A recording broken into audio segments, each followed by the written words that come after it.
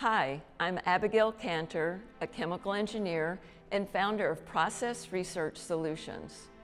I'm leading a video course called Corrosion Control and Water Quality Improvement in Drinking Water Distribution Systems.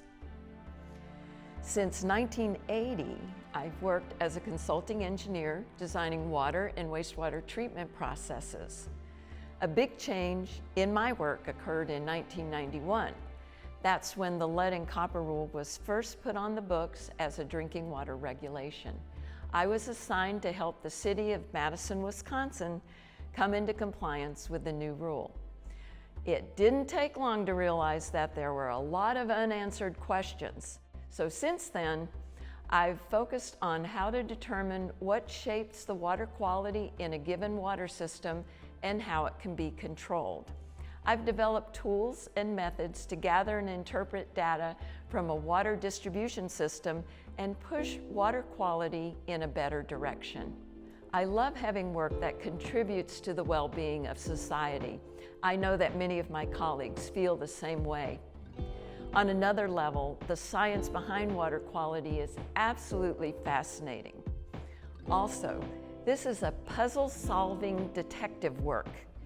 In every project, we solve a puzzle. We figure out what factors shape the water quality and how we can control them. This course goes beyond the oversimplified regulatory approach to lead and copper control. It offers additional concepts and methods that give the student tools to understanding distribution system water quality. The practical examples and optional assignments help the student apply their knowledge immediately. The course is divided into 4 modules with a series of 15 to 20-minute videos in each module. Module 1 introduces you to a comprehensive perspective of water quality. Then, right away, it gives you a method to determine the vulnerable locations in your water system for release of lead and copper and other water quality issues. Module 2 teaches you how to write what I call a living desktop study. Here you learn how to gather existing information and data from a water system and get an understanding of the dominant factors that may be shaping the system water quality. If you update this study routinely, you can determine if you're heading toward lowered or enhanced water quality. Now that we've identified dominant factors, we continue in Module 3, looking at tools and methods that are available for controlling these dominant factors.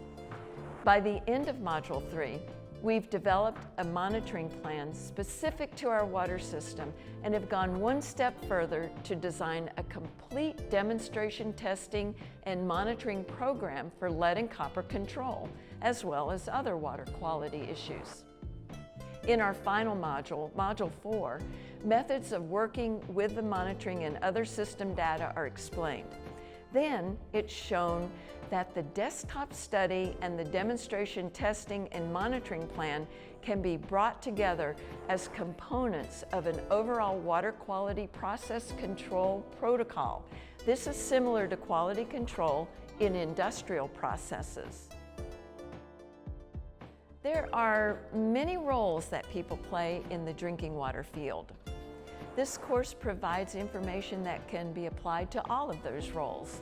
I want people who work at water utilities to have the knowledge and power in their own hands to carry out fundamental actions that increase the quality of the drinking water.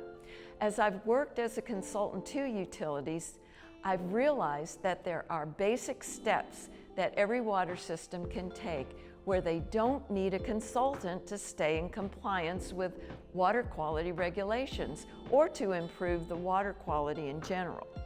Now that sounds strange coming from a consultant where I make my living having utilities depend on my knowledge.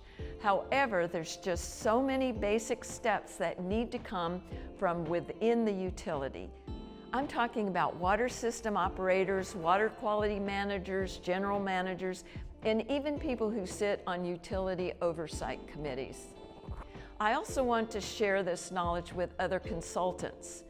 This course presents an organized approach, tools, and methods to understanding drinking water systems. I want to make sure that this comprehensive perspective is in everyone's toolkit. There's also regulators of the drinking water regulations. I want them to see where regulations stop and other factors begin. I also hope that people who work with drinking water in other countries participate in this course. This comprehensive perspective that is key to this class is so important for everyone to understand. This is what nature brings to us, and this is how we can work with it. Nature will always be the arbiter of what works.